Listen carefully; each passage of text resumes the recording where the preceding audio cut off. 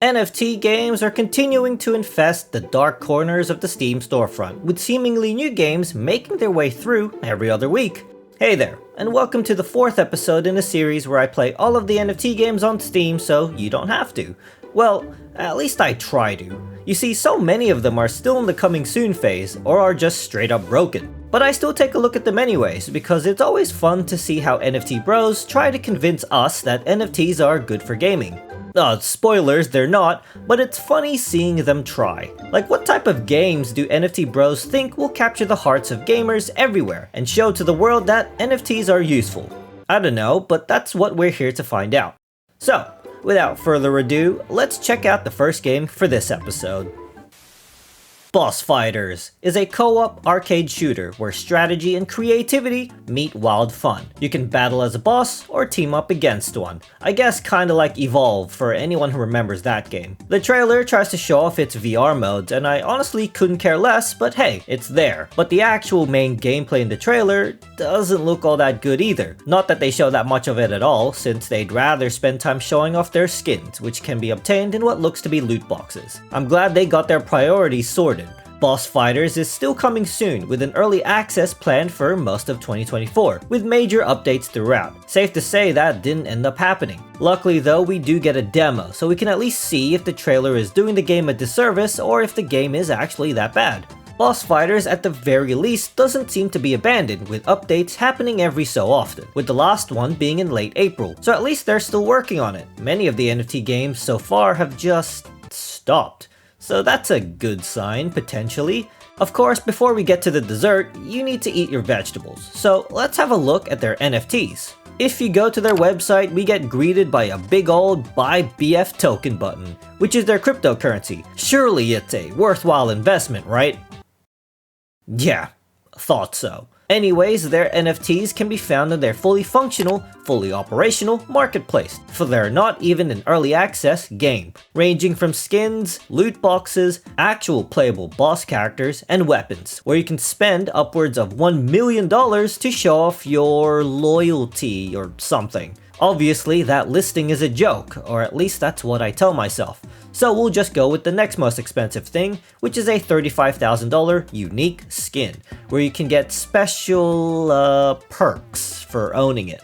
Is $35,000 worth it? The correct answer is no, but I'll let you decide on that one. There's also this $13,000 veteran voucher where you can equip it to boost your in-game economy and kickstart your progress. $13,000 for some in-game boosts? What a steal! The fact that someone actually paid $4,500 on this is fucking insane, but ultimately not surprising. Okay, well, now that you've had your veggies, let's get into the demo. Curiously, for this demo, you have to install Easy Anti-Cheat, meaning this demo has online functionality. That's cool, I guess. When we get into the game, we're greeted with a sign-in screen, and since I don't want to have to make an actual account, I choose to log in as a guest, and unlike that weird fighting game I played in an earlier episode, this one actually works, so +1 to BossFighters. We get a notice that this is an early access open beta, which is not what the Steam store page says, but hey, maybe they just forgot to update it. You know, you guys might actually attract some new suckers if you did, so get to that, BossFighters. Anyways, blah blah blah, except. Here we see the lobby screen and our character, and just look at him. He looks ready and raring to go. There's 3 servers available, but I don't think the connection bars are accurate. Somehow I don't believe I have good connection to NA or Europe. But hey, I appreciate the optimism. On one of the servers, there's a red notice for a high demand role, which if you pick it, you get bonus cash and boss fighter tokens? Really?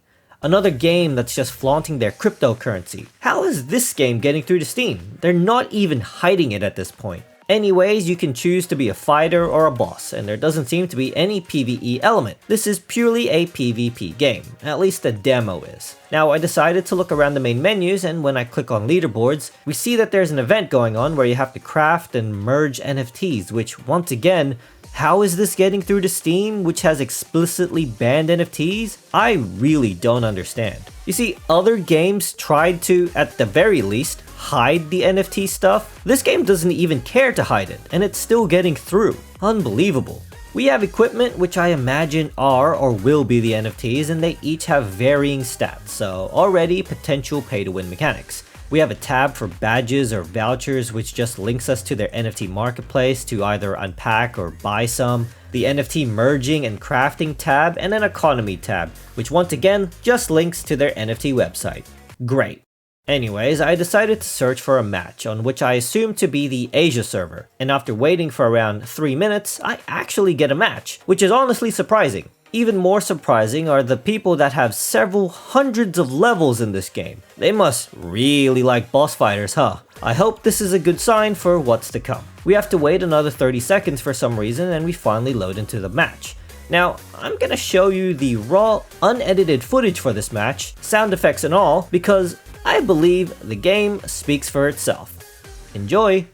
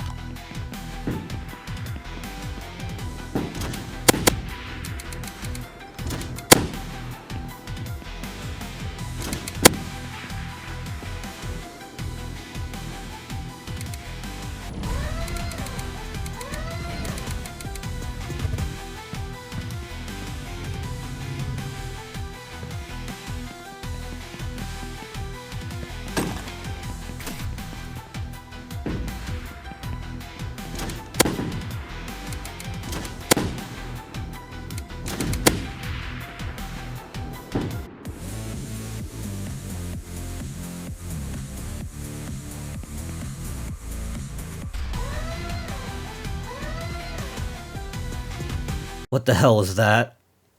Yeah, that was something, alright. That absolutely sucked. I did not enjoy any of that at all. But maybe being the boss might be better, so I decided to be one. Luckily, with it being in high demand, I assumed the matchmaking won't be as long. And yeah, only 30 seconds this time, but we still have to once again wait an additional 30 seconds for seemingly no reason at all. Alright, now, much like the previous match, I'm gonna show you the complete, raw, unedited footage, so enjoy!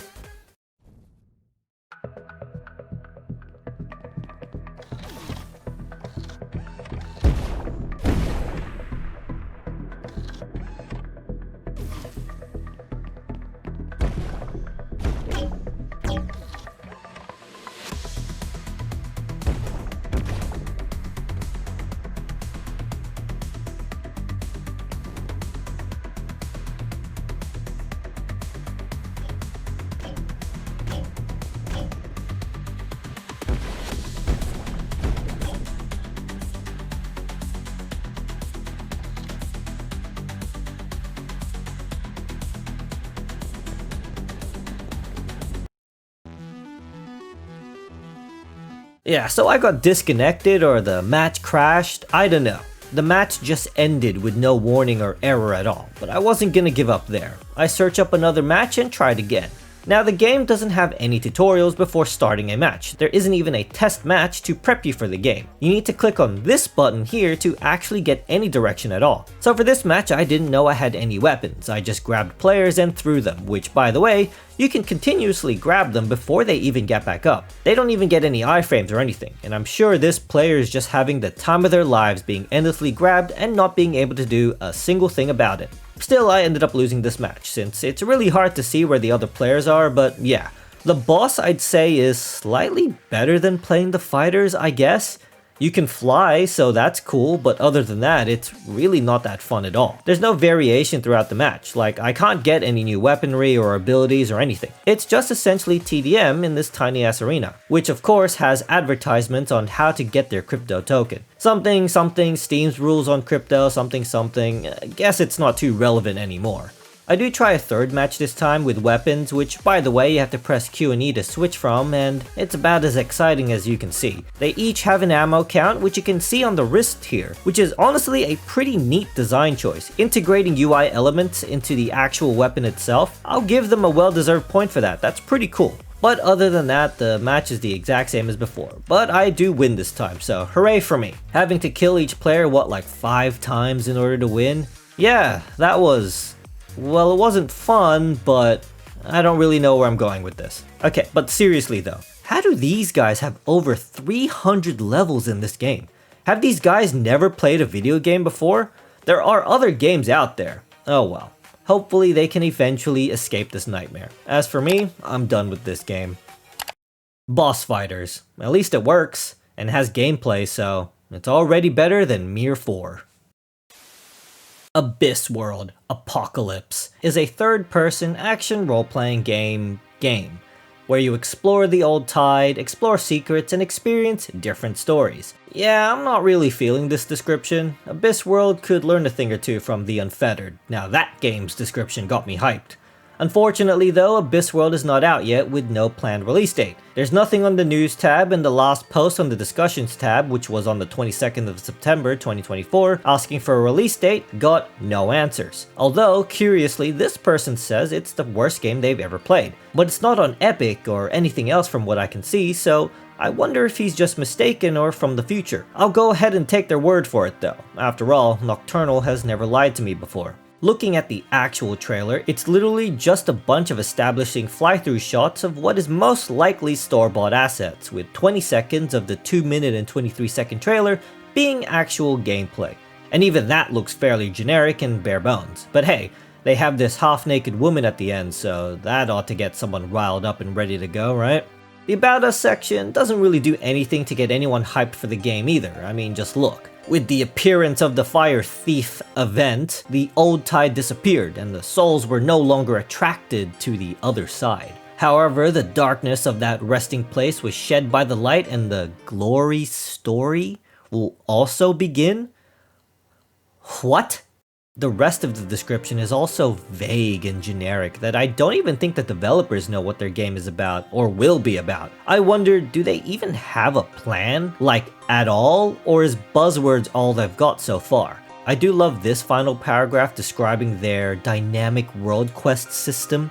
Unlike traditional questing systems, player actions and decisions will determine the outcomes of some areas of the world. You know, not most of them, just some of them. You know, like 1 or 2 areas. And the appearance of many levels. Players will create their own epic stories through their adventures. Well, no, you have to come up with the epic stories, Abyss Studio, since you're the developer. You know, the ones making and designing this game. You're the storyteller, Abyss Studio, not me. I get what they're trying to say, but I honestly doubt that these NFT devs have the skills to implement this kind of system. Anyways, I try my best to find anything else about the game, but their website link no longer works. Their YouTube link goes to a channel with less subs than my tiny ass channel, with their last video being uploaded over a year ago, and the majority of their videos instead focusing on a different game, AI Coliseum. On Twitter, their last post was on August of 2024, in which they strangely tried to capitalize on Black Myth Wukong's success by trying to shill their NFT game and using the Wukong hashtag, which obviously didn't work, and the rest of the posts are instead just talking about their crypto coin, which is of course doing exactly how you'd expect. Now, you would think with Abyss World not even having a functioning game at this point that there wouldn't be any NFTs. Oh, how wrong you are. They launched the Gaze Abyss World in early March 2023 and are just these randomly generated bust shots of characters looking to the right. But if you spend $5,000, you can buy one that's golden. Ooh, isn't that cool? Still have no idea if there are any plans on any functionality of these NFTs in their non-existent game. There isn't even a white paper, so there you go. Abyss World. It's probably not gonna happen. MetaDOS is the next-gen battle royale game using the time as currency concept. Players will fight on the island, loot the time from their enemies, and be the last man standing. Yeah, that's kinda the point of a battle royale game. MetaDOS released on the 7th of March 2024 and sits on mostly negative with only 49 reviews, which is pretty tiny for a battle royale game. That's probably not even enough to fill up a lobby. Looking at SteamDB, this game had even less than that as their all-time peak, with 37 players at most, and had a 24-hour peak of exactly 1 player. Whoever that player is, I applaud you. Even after all this time, you're still waiting for a match. This game is still in early access and has a warning from Steam themselves, which I've never actually seen before, that states that the developers have not communicated any updates for over a year and that the information and timeline described by the developers here may no longer be up to date. Which is pretty crazy, and considering the update history has literally nothing in it, I'm gonna go ahead and assume this game has been abandoned. Looking at the reviews, every single one talks about it being a garbage NFT game, which is pretty redundant to say at this point. Some of them even point out that it's just a default Unity third-person shooter project with default animations and assets. I mean, at least it's not a Lyra asset flip since that's on the Unreal Engine. Yay, I guess? I took a quick look at their website and at least that's still working, but have a look at these awards. Top 3 project at Blockchain Global Day, Top 5 project at Innovation Day, Top 20 project at Web3 Matching Day? These have to be a joke, right? There's no way these are real. It just sounds way too stupid to be real. They have a coin called Second, which just plummeted in value in just over a week, and an NFT collection called MetaDOS Assets. Hopefully these ones are actually something that the devs made and not just taken from the Unity asset store, but I wouldn't be surprised if it was. The most expensive skin costs $130, which is honestly the least egregious price I've ever seen on an NFT, compared to some of the other collection's most expensive item. That's not a compliment or anything, I'm just so used to NFT skins reaching the thousands at least. Looking at their Twitter, MetaDOS surprisingly still posts stuff daily, so I have to wonder if they're actually still updating some other non-Steam version, but they only ever advertise their Steam version, so I don't know. Is it all just bot posts? Wouldn't be surprised. Also, apparently MetaDOS has 1 billion plus downloads. 1 billion plus! An eighth of the entire population of Earth has downloaded this game, and yet only had a peak of 37 players. Amazing. Let's try out this dumpster fire. MetaDOS Battle Royale, just in time. Made with Unity, always a good sign. MetaDOS requires a DOSMe account in order to play. Oh, for Alright, start game. Enter nickname. I don't know, I think player 12070 is a pretty good nickname already, so I'll just leave it as is. And here is the lobby. Honestly, looks pretty nice. I mean, the water looks pretty good at least. Good work to the asset makers, I'm sure it wasn't these devs. Anyways, I look around and check the characters for this game, and surprisingly, I can choose from any one of them. They didn't lock them behind NFTs, so good on them. The bare minimum has been achieved. We have a selection of 10 whole characters to choose from, and each of them have their own bios with terrible grammar. They're not particularly funny though, like in Battle of Guardians, so unfortunately they get no points for that. Now, I don't know if I'm reading too much into it, but I'm fairly certain most if not all of them are named after crypto or blockchains. Tether, Terra, Stellar, Solana, Cardano, Dive, Avax, Tron, and Arc. The only one that I assume is not a crypto coin is a character named Space Karen, with an ability called Tesla Sphere and a background of being the world's most eccentric billionaire. I can only assume this is a reference to the one and only Elon Musk. Man, we were doing so well, not a single Elon Musk reference these past couple of episodes. MetaDOS just had to ruin the streak. Although with a name like Space Karen, I can't really tell if these devs love or hate him. Anyways, after all that, I just stick with Solana because I don't actually care and continue on. On the leaderboards, there is a grand total of 2 people on here, which is honestly 2 more than what I expected, that participated in a previous tournament which lasted a single day, on the 9th of May. I would have loved to have seen it. It must have been an incredible thing to witness. There is a weapons tab filled with, well, weapons that you can presumably find in a match, and a tab to buy time coins, to buy and spend on nothing? I didn't see a shop, so what exactly would you buy these for, I wonder? This game doesn't even have a battle pass, so what would even be the point of these time coins? Alright, enough dilly-dallying. I searched for a match, mainly because I tried to go to the tutorial but it's not available. The levels of effort that the devs put here are off the charts. Anyways, after waiting for 2.5 minutes, I actually get matched. Holy crap! Incredible! I actually got matched, is what I would say had MetaDOS not immediately crashed itself, Steam, and my OBS. Thank you, MetaDOS. I didn't want to play you anyways. But I tried one more time. And by the way, I just wanted to point out that there was no region select for this game. So I guess I'm just being matched up with any other player in the world. And yes, I did use the singular and not the plural there because, as we saw from the Steam DB charts, yeah, no one is playing this game. And after waiting yet another 2.5 minutes, the game finds a match and immediately crashes. Luckily, I got the Unity crash pop-up this time, so my OBS recording is safe. And that is MetaDOS. It doesn't fucking work. World Shards is a life sim sandbox MMORPG that is coming soon, sometime around 2025. Oh hey, that's this year. Looking at the trailer, it doesn't actually look all that bad. It actually looks like they have something cohesive in the works. So, good work, L1523 Kick Games. World Shards looks to be your typical survival game with gathering resources, unlocking things, building stuff, and battling monsters.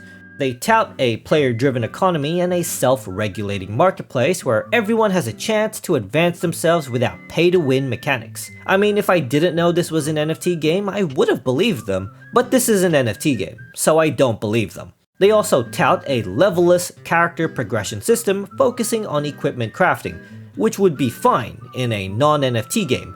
But once again, this is an NFT game, so that system is most likely going to be heavily monetized and abused in some sort of pay-to-win way. Now, if you just read the store page and looked at the trailer, you would have no idea that this was an NFT game. I mean, they've hidden it quite well. Luckily though, there are Steam users pointing this out in the discussion, so big thanks to them. But of course, this begs the question, what is the NFT and crypto stuff? Where can you find them? Fortunately, you don't have to look very far, or very hard for that matter. Clicking on their website link, you can immediately see a big shiny button to go to their marketplace. And well, just like we all probably thought, you can buy with real money, weapon materials, loot boxes filled with mats, decorative items, which by the way have actual in-game benefits, such as increasing comfort levels, whatever that means, and not requiring a capacity, which if the game limits the amount of furniture you could have for that comfort bonus, this would be incredibly pay to win. Which, you know, kinda go against their own claims of the game not being pay to win.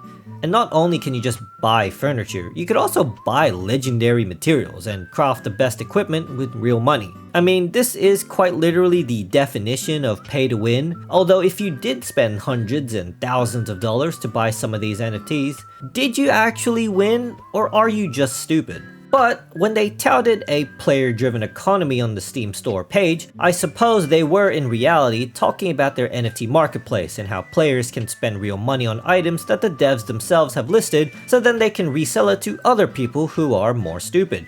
Player-driven economy, indeed.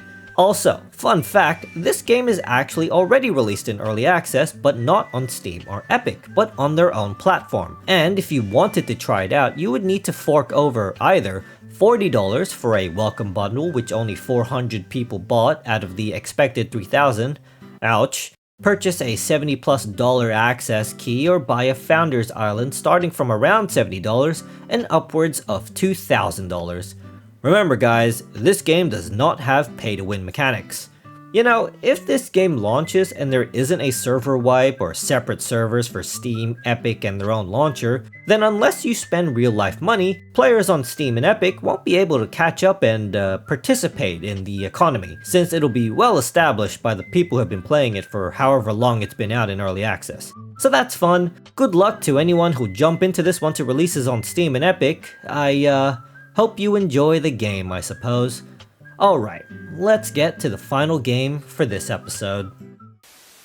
Khuga Bash is, well, I don't actually know. The description describes nothing about the game, other than you play as a character named Kuro, who is fearless, and that the game is not about luck. Looking at the pictures alone, it looks like a whack-a-mole brawler game, I think. It looks really bad, and I have to wonder, is this the only level? I'm being serious here. There's 6 screenshots and 2 entire videos, and it all takes place in the same level. This video doesn't even have music or sound effects, which is probably indicative of how much effort these devs put into the game itself. Khuga Bash released on the 17th of May 2024 and has 7 reviews.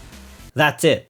There's not even enough here to give it a proper score, but looking at the reviews, which are all suspiciously positive, with one of them having over 50 hours on this whack-a-mole game, half of them are donning what I can only assume to be Khugaverse NFT display pictures, and the other half are crypto bros. So in actuality, if you were to just count the reviews from non-crypto bro investors, then this game technically has 0 reviews. At the very least, 0 legitimate reviews, which is impressive. This game didn't attract a single non-NFT bro to it, not even anyone curious. Hell, it barely even attracted NFT bros, so that is actually something amazing. But luckily, I came along, so Khuga Bash, you're welcome. On SteamDB, Khuga Bash sits at an all-time peak of 5 on release and a 24-hour peak of 1. Well, make that 2 when I hop online, Khuga Bash, you're welcome. This game is in early access, and much like MetaDOS, this game also has the Steam warning that the game has not been updated in over a year. 2 in 1 video, damn. You know, I am surprised it's taken till the 4th episode of this series to see this warning, so I'll give the NFT devs this, you guys are a fraction of a fraction higher than total rock bottom. Also, I'd like to point out that this game released just a little over a year ago from when I was writing the script for this video, so the fact Khuga Bash has this warning, they released the game and immediately abandoned it, which is just a perfect example of NFTs in general. Anyways, enough messing around, let's take a quick look at their NFTs, which are these Khuga, or cats that have the same head, just different expressions and accessories. Typical NFT stuff. And of course, you can spend upwards of 249k for a single randomly generated JPEG. Do these have any functionality in the game itself? Probably not, but there you go. NFT bros, go nuts. I'd also like to mention that Khuga Bash is not a free-to-play game, but a paid-for product. It costs 4.5 Australian dollars, which to be honest is $5 more than what I'm willing to pay, but for the sake of this video, I'll pay for it. Nah, who am I kidding? I'm just gonna refund this piece of crap ASAP. Alright, Khuga Bash, what do you have in store for me today? So they're using the Steam login for the account, that's good, already better than some other NFT games. And for some reason my character immediately changes, and what's this? Ping? Hold on, isn't this a single player beat 'em up whack-a-mole thing? Why do I need to connect to a server? Gotta love needing to be always online to play a single player game. You get a free Daddy Sharp skin by playing on Steam? No idea what that is, but thanks, I guess. Alright, first off, the settings. They have a region setting with one of them actually being Australia. These guys have Australian servers? That is not something I would have expected. Another thing I wouldn't have expected is that they have a lot of servers. Why do they have so many servers? Is this a good thing? Do I give them a point for that? I don't know. As for the rest of the settings, however, I don't know how they managed it, but they've somehow managed to put negative effort. Just look. Audio is just on or off with a slider, and quality is a single setting. That's all you need, I guess. We got our leaderboards here, which is totally not hacked by the way, and a bunch of skin selections, with some of them being Khuga exclusive, aka they're NFTs. Alright, let's find a match, which is just play a game. We get an option of single mode or co-op, and away we go. We get a hub town with some characters, with this one selling us buffs, I think, or permanent upgrades, and this one being the stage select. That's it, that's all to the hub town. We got 3 levels available, with 2 of them coming soon, yeah I bet, any day now I'm sure. Let's start with Paul Labs. Now the game doesn't give you a tutorial, and since there's no options on keybinds, I have no idea on the controls. But by fiddling around a bit, I found the how to play button. Alright, let's learn. Oh.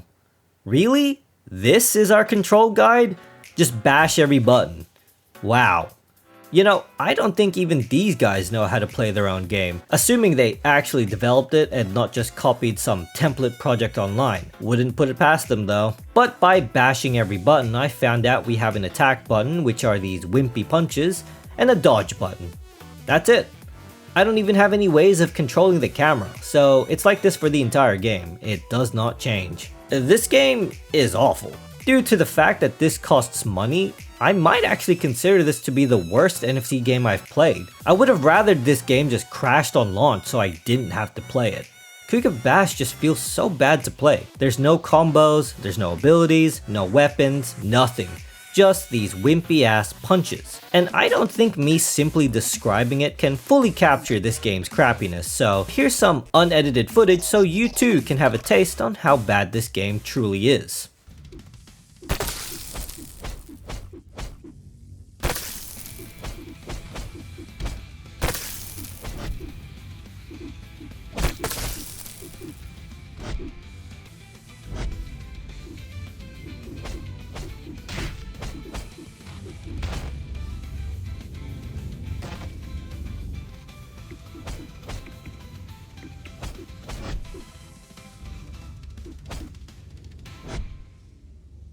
Yeah, some things have sound effects, some way louder than others. Traps have contact damage, so simply touching this statue's hand even after it had already slammed damages you. You have a stamina bar for your dodges for some reason. The levels are just corridors with a bunch of the same copy-pasted enemies with random traps thrown in, which by the way, you don't even need to fight the enemies, you can just completely ignore them. In fact, the only thing you get from even engaging with the combat system to defeat those enemies is gold, which is used to buy costumes or to purchase those upgrades that just make you last longer, which I don't even know why you would ever want that. Why would you want to keep playing this abomination? But hey, at least my ping is low, so that's a plus. Anyways, I run to the exit and go to the next area, which is the whack-a-mole stage that was featured in the trailer. Here you fight the boss, Bullster, which I'm sure is just a crypto/stocks reference, and this is how the fight goes. Just look at how little damage I do. Also, I should probably mention I can't hold the button down to keep attacking. I need to continuously spam it, and with how little damage I actually do with 0 ways of increasing it, I would have to spam it probably in the hundreds just to beat him. Fun. All the while, the boss gets new attacks. What the hell? Give me some of that. I want new moves, new anything. You absolutely get nothing in this game. After some time though, I just give up. I do try the other 2 maps and they're somehow worse than the first one. Seriously, it's just narrow paths with enemies copy-pasted throughout. And unless this game has a secret jump button, you can't actually finish them, or there isn't an end to them. Seriously, this Antarctic level has a whole other area, but there is no path leading there. Amazing. Also, the audio mixing is atrocious.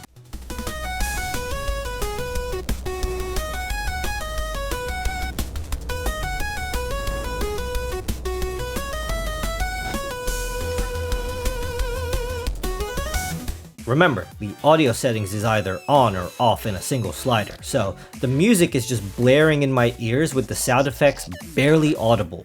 This game is fucking awful. I'm still deciding whether it's better or worse than Mir 4, but I didn't have to pay for that game, so I'm actually leaning towards worse. Anyways, before I end this, I try out the Sharp costume to see if maybe the costumes have special abilities. The answer is no, there is no difference. And that's Khuga Bash. Avoid it like the plague. But before we go, let me do one last thing. Okay, let's see my reasoning, it's not fun. And submit request, wait 1 hour, and voila, I get my money back. Get absolutely fucked, Khuga Bash. And there you have it, one semi-working demo, one broken, abandoned game, and whatever the fuck Khuga Bash was. You would think that NFT games would get a little better over time, but nope, it's all garbage. You know, I wonder if NFT bros enjoy these types of games. I'd love to see their face when they launch one of these NFT games to play in between looking at their failing crypto investments. I'm sure it's quite the sight to behold. Anyways, that's the end of the video. I hope you enjoyed it. Leave a like and a sub if you did, and I'll catch you on the next one. See ya!